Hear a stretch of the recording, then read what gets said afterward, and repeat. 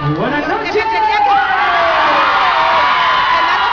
La gente bonita, Peñíscola. ¿Cómo está? ¿Bien o no? Un besito y un abrazo muy fuerte para toda la gente aquí presente en este bonito recinto, que tenemos la suerte, no solamente yo, sino también todos los músicos de estar aquí, principalmente en una bella tierra y sobre todo de este público tan maravilloso. También tiene una alegría y una energía especial. Un besito también al fondo también a toda la gente ahí en sus casas,